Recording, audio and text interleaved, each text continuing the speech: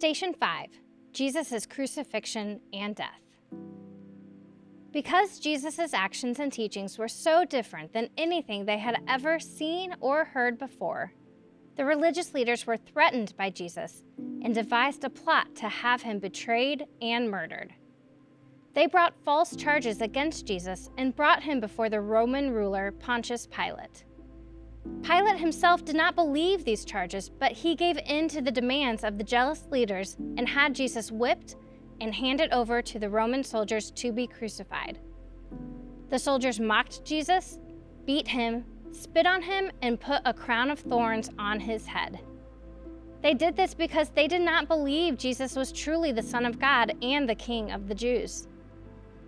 Jesus was forced to carry a heavy cross through the streets of Jerusalem to the place where he was to be crucified. The soldiers drove large iron spikes into each of his hands and through both feet, piercing him and pinning him to the cross, which was then raised into place.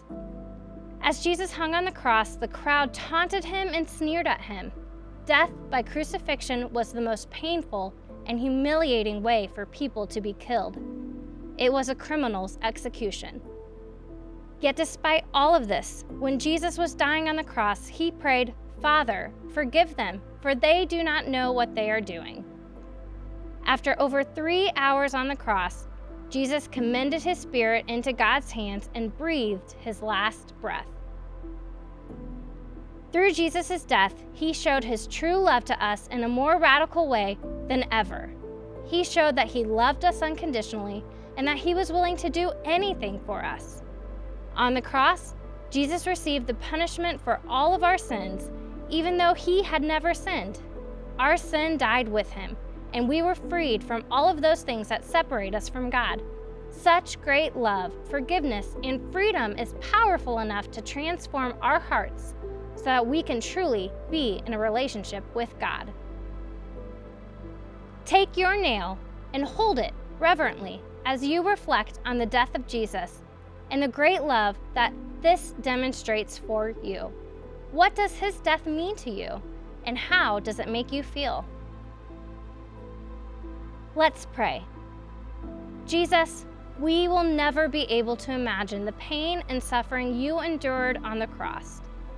You have never done anything wrong, yet you were hung on a cross like a common criminal.